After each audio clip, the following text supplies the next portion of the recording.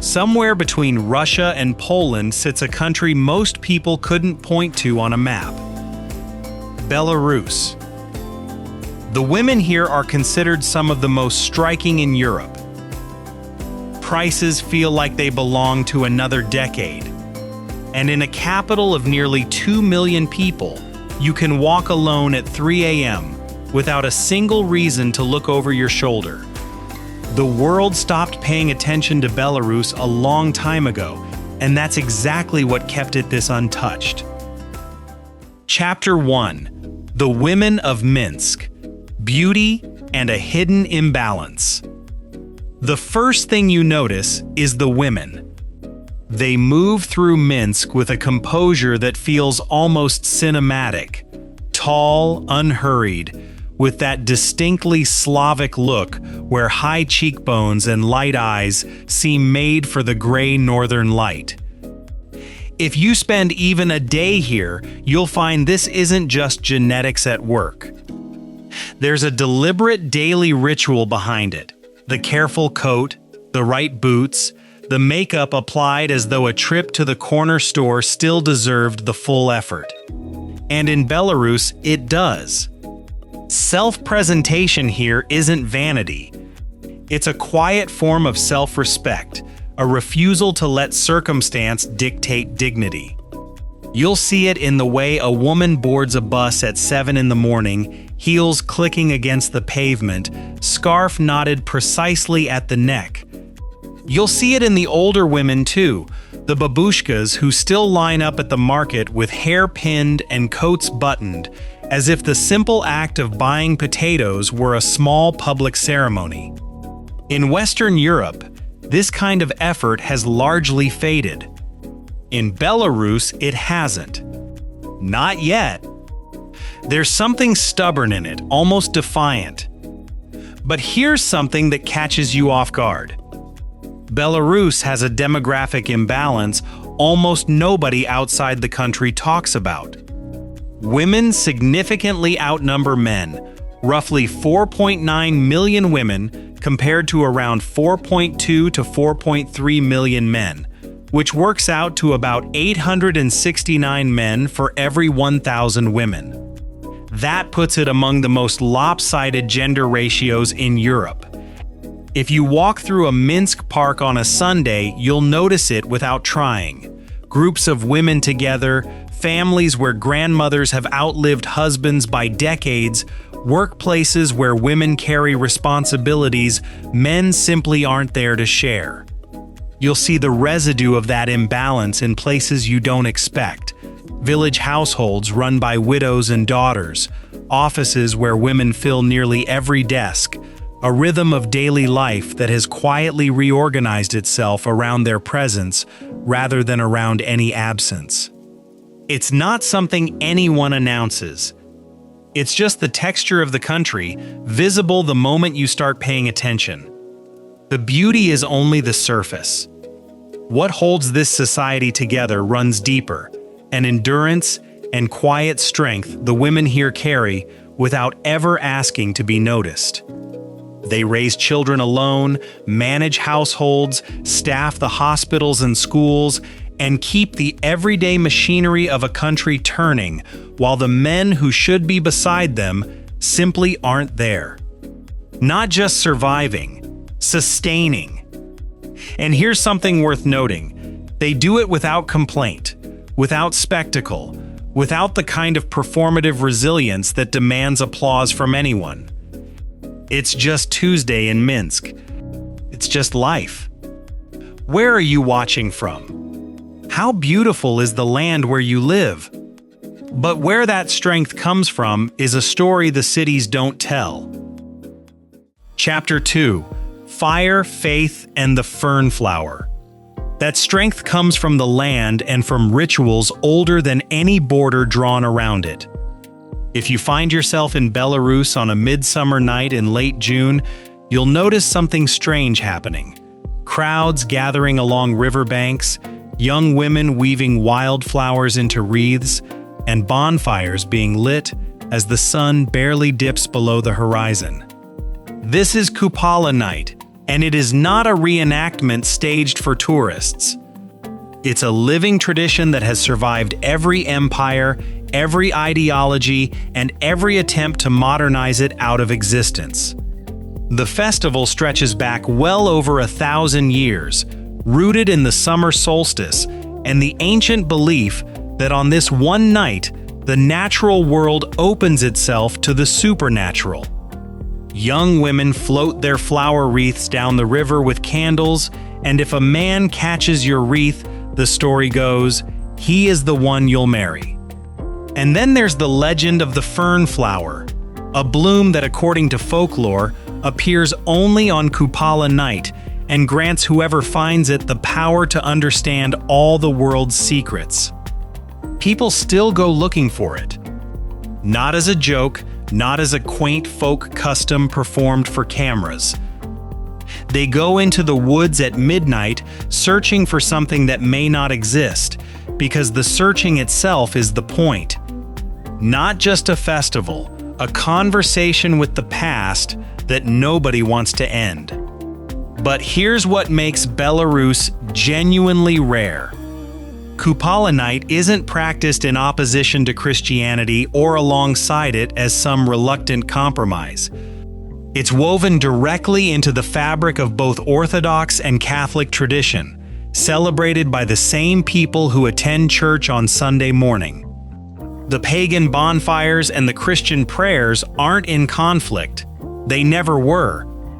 Belarus sits at the exact crossroads where Slavic paganism met Eastern Orthodoxy from the east and Catholicism from the west, and rather than one faith erasing the other, they absorbed each other over roughly 1,000 years. Compare that to most of Europe, where centuries of systematic Christianization uprooted pagan practices and turned them into museum exhibits. In Belarus, they never stopped being alive. Interestingly, that same seamless blending shows up across the entire calendar.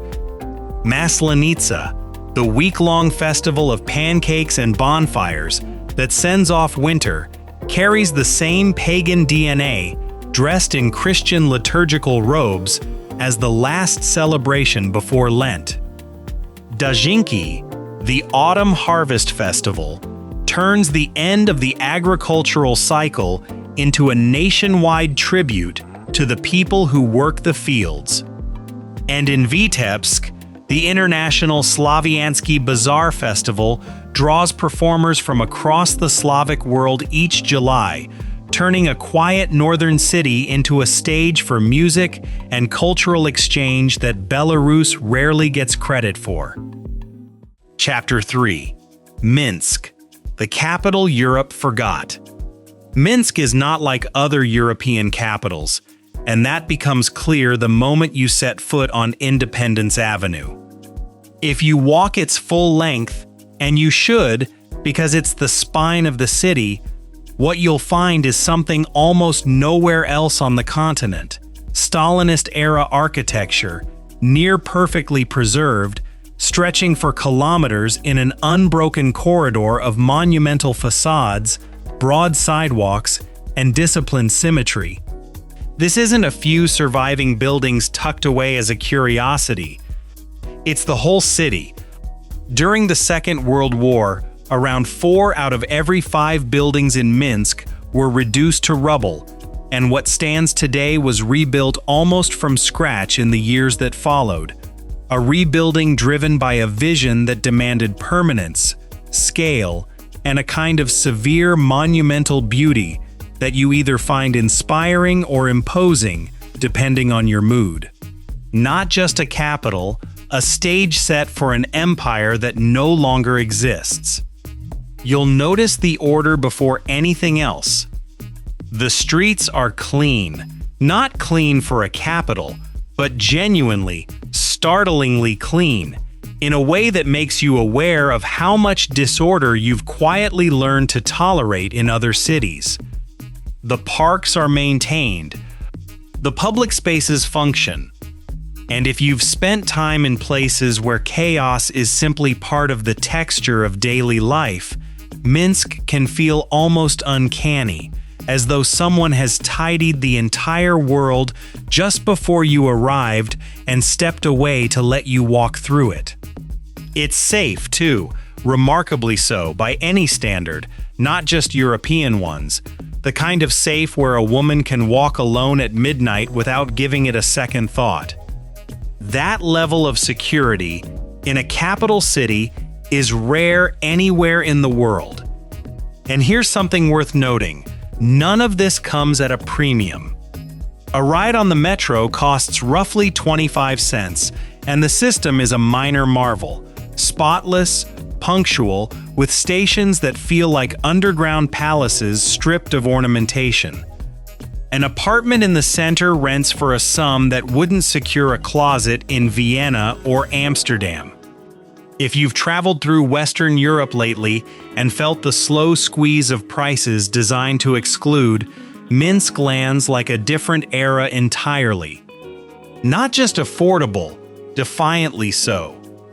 Interestingly, for all of that, a meal here costs a fraction of what you'd pay in Paris or London, yet you'll often eat it in near-empty restaurants, because Minsk sees almost no tourists at all.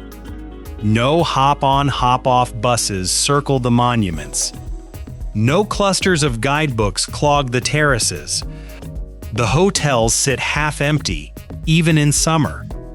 A capital this clean, this safe, this livable, sitting nearly empty while the rest of Europe overflows, the why is a question worth sitting with. If this forgotten capital changed how you see Europe, show your support with a like and subscribe for more journeys beyond the ordinary. But the answer, if there is one, might not be found here in the city. It might be waiting out in the countryside, where the clock runs on something older and the modern world hasn't quite figured out how to arrive. Chapter 4: The Wetlands of Pulesy. If you leave Minsk behind and head south, the roads narrow, the buildings thin out, and eventually the land itself begins to dissolve into water, into marsh, into a vast green expanse that the people here call Pulesy. It's a wetland wilderness so sprawling and so impenetrable that ecologists have given it a name that might sound improbable at first: the Amazon of Europe. But stand at the edge of it, watching the reeds stretch to the horizon in every direction, and the comparison stops feeling like a stretch. This is one of the last truly wild places left on the continent. The people who live here, the Polshuk, have been shaped by the marshes the way water shapes stone, slowly and completely, and in ways you feel more than you can explain.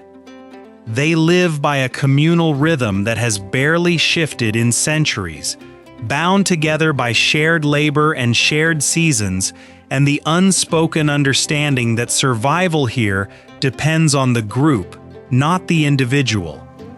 If you visit during spring when the snowmelt floods the lowlands and the roads simply vanish underwater, you'll find the Polshuk doing what they have always done: stepping into dugout canoes, hand-hollowed from single tree trunks, the same design their ancestors used, and paddling to their neighbors, to their fields, to everything beyond the marsh.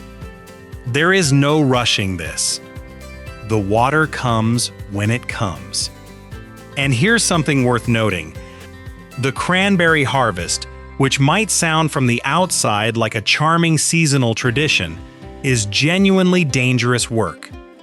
The Polshuk wade deep into the marshes, where the ground beneath your feet is never quite solid and one wrong step can swallow a person to the waist, and they gather wild cranberries by hand, the way their great-grandparents did. It is not a performance put on for visitors.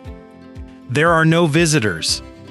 That said, not everyone in Belarus lives this far removed from modern life. Every weekend, thousands of city dwellers from Minsk and beyond stream out to their dachas, modest wooden houses with small garden plots, to grow vegetables, drink tea on the porch, and spend 2 days reconnecting with a rural rhythm their families never entirely left behind. It's not just a weekend hobby. It's a national ritual, a collective exhale at the end of every work week, and for many families, the one thread that still ties them to the land. Further north sits Vitebsk, a small atmospheric city that happens to be the birthplace of Marc Chagall, and if you've seen his paintings, you'll recognize the floating lovers and impossible green skies immediately, because they're all here, in the rooftops and streets he carried in his memory for the rest of his life. Tell us what the weather feels like in your corner of the world. Comment 2 for sunshine or 3 for rain. Rural Belarus still runs on a clock the modern world has forgotten how to read. And maybe that's why, when you sit down at a table here, the food tastes like it came from somewhere real. What that food is, and why it matters more than you might expect, is a story of its own. Chapter 5: Bulba, the Kingdom of Potatoes. It starts with the potato, or as the Belarusians call it, bulba. If you spend even a few days in this country, you'll notice that the potato is not just a food here, it's a foundation, the one thing that holds the table together no matter what else is happening. The most iconic expression of this devotion is draniki, which are essentially grated potato pancakes fried until the edges turn dark and crisp, served hot with a generous spoonful of sour cream that melts into every ridge and groove. They're unpretentious, almost crude in their simplicity, and yet they carry a kind of flavor that makes you slow down without meaning to. Then there's machanka, a thick, rich pork stew poured over potato pancakes, the kind of dish that seems to have been built specifically for January, for the deep bone cold of a Belarusian winter, when the temperature drops and the daylight barely lasts long enough to call it a day. What's remarkable is how much memory lives inside these meals. Ask anyone in Belarus about draniki, and you won't just get a recipe, you'll get a story, usually about a grandmother, always about a specific kitchen, often about a morning that somehow still feels more real than the one you're standing in. The dish becomes a vessel, not just for food, for the people who made it before. And here's something worth noting. Belarus ranks among the world's leading potato producers and stands as one of Europe's top dairy producers, which explains why the sour cream here is thicker and more honest than almost anything you'll find in a Western supermarket. If you travel beyond Minsk, you'll pass field after field of dark soil running to the tree line, and you'll find that farming here is less an industry than a rhythm the whole country moves to. Around 40% of Belarus's territory is given over to agriculture, well above the European average. The dairy tradition runs just as deep as the potato one. Belarus produces roughly 7 million tons of milk a year, and you'll taste the difference before anyone explains it. The tvorog is denser. The butter is yellower. The serniki, small cottage cheese pancakes that turn up on breakfast tables from Brest to Gomel, arrive golden and blistered, still warm from the pan. But the deeper story isn't about output or rankings. It's about why a country that has endured so much would anchor its identity to something as simple as a root vegetable. The potato was always there. When everything else was taken or collapsed or failed to arrive, the potato stayed in the ground, reliable and indifferent to politics, feeding people when nothing else could. A humble survival crop became the core of national identity, and an everyday meal became a family story passed down through generations.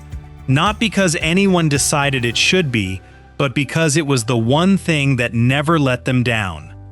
But for all this rootedness in soil and tradition, Belarus has another face that most outsiders never expect, and it doesn't live in the fields or the kitchens.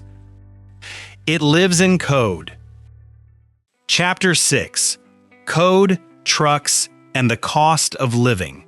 If you picture Belarus as a country frozen in Soviet amber, you wouldn't be entirely wrong.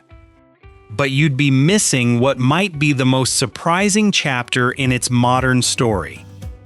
Behind the concrete apartment blocks and the monumental boulevards, a tech sector has been quietly building products used by hundreds of millions of people around the world. World of Tanks, the massively popular online game, was born here. So was Viber, the messaging app that rivals WhatsApp across Eastern Europe and Asia. And EPAM Systems, now a global IT consulting giant traded on the New York Stock Exchange, started in a Minsk apartment in the early 1990s, when the Soviet collapse was still fresh. Not just a tech sector, a quiet digital empire that most outsiders never connect to this country at all. However, the picture darkens when you look closer.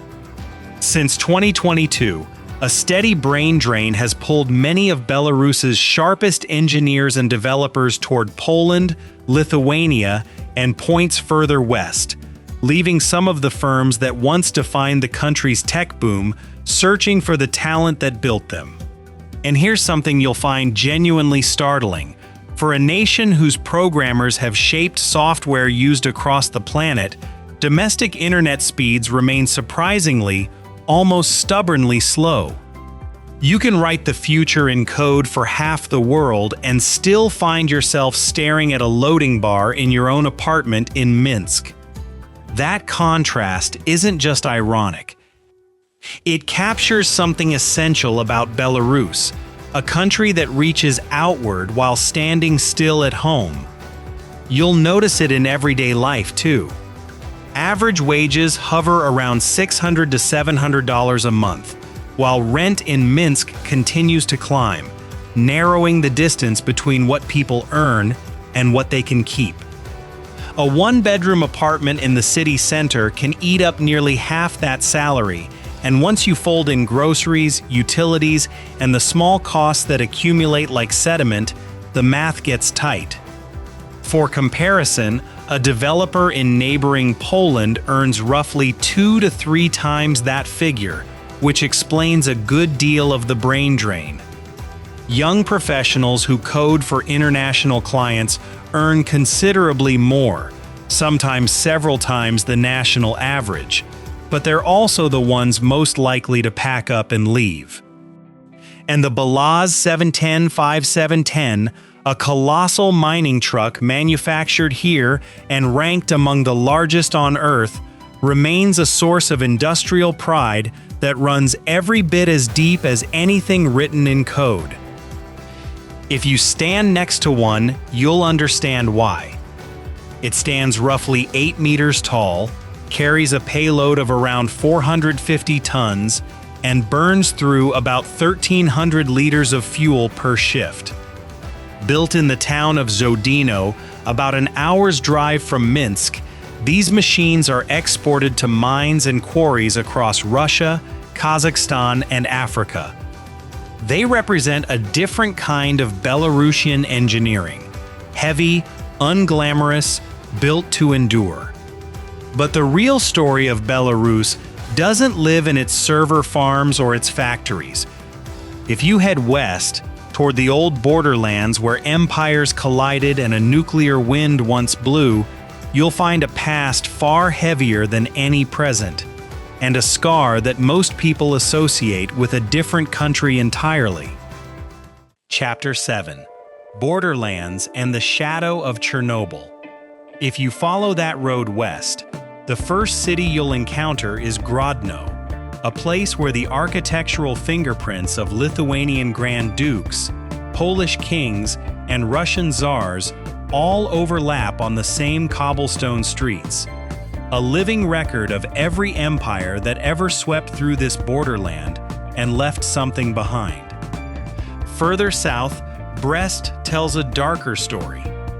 The Brest Fortress, an old 19th century fortification on the western edge of the city, became the site of one of the most savage and heroic stands of the Second World War, when a small garrison of Soviet soldiers held out against a vastly superior German force for days, fighting from room to room, from cellar to cellar, refusing to surrender even as the walls collapsed around them. You can still walk through those ruins today. The bullet holes have been left untouched, and a massive concrete monument rises above the river. Not just a memorial, but a kind of geological scar, something that looks like it was carved into the earth rather than built upon it. The fairy tale castles of Mir and Nesvij, once the seat of the powerful Radziwill dynasty and their legendary lost gold, still stand a few hours to the east. But the heaviest scar in Belarus didn't come from any war. It came silently, from the sky, in April of 1986. When the Chernobyl nuclear reactor exploded just across the southern border in Ukraine, the winds carried the radioactive fallout northward, and around a quarter of Belarus's entire territory was contaminated. Farmland, forests, villages, whole ecosystems blanketed in invisible poison. Hundreds of thousands of people were relocated. One day a year line, agricultural land that had fed generations was declared unfit for use. And yet, in the cruelest twist this country has endured, that poisoned exclusion zone has become one of the most extraordinary wildlife sanctuaries in Europe, where wolves, elk, wild horses, and rare birds reclaimed the land with a speed that stunned biologists and turned a monument to catastrophe into an accidental wilderness. The ancient Białowieża forest, one of the last remnants of the primeval woodland that once covered all of Europe, sits just to the north, home to the continent's largest land mammal, the European bison. Taken together, it amounts to something almost paradoxical: a land scarred by war, empire, and nuclear disaster turned out to be the place where nature and history have been preserved most intact. One thing that stands out, though, is that this preservation of order extends beyond landscapes and into the country's laws. Belarus retains the death penalty and enforces strict public space regulations that can feel jarring to anyone accustomed to Western European norms. If these forgotten stories of Grodno and Brest surprised you, like the video and subscribe, because Belarus still has far deeper secrets waiting ahead. And here's something worth noting. The very isolation that has kept Belarus overlooked is also what has kept it this startlingly intact. But for all the weight of this past, what you'll remember most might not be any of it. It might be something far simpler and far more human, waiting in the everyday life of a country most people never think to visit. So we come back to where we started. A country the world barely glances at on a map, its eyes sliding past without ever stopping to look twice. And yet that very neglect turned out to be the thing that saved it. While the rest of Europe rushed toward louder cities and faster everything, Belarus was left alone long enough to stay exactly as it was. The quiet composure of its women, the ancient oaks of Białowieża standing since before anyone thought to write this country's name down, the fern flower still waiting to be found by someone who believes in it. Even the cold first impression, that guarded Slavic stare on every street corner, turns out to be nothing but a door. Knock, and it opens into something warmer than almost anywhere else on the continent. That's the real paradox we've been circling this whole video. A capital this clean, this safe, this affordable, sitting nearly empty. A people this reserved in public, this generous the moment you're inside their home. A land poisoned by Chernobyl that became one of the wildest sanctuaries left in Europe. Belarus keeps handing you contradictions that shouldn't work together, and somehow they do. So here's the question I'll leave you with. In a world obsessed with the loud, the polished, the algorithm-approved version of travel, are we all quietly walking past the real thing? Places like Belarus don't beg for attention. They don't need to. They just wait, patient and unhurried, for someone curious enough to actually stop. If this journey through Belarus changed even a little of how you see this corner of the world, tell us in the comments what struck you most. Hit like, subscribe, and stay close, because another forgotten country is waiting for us to find it next.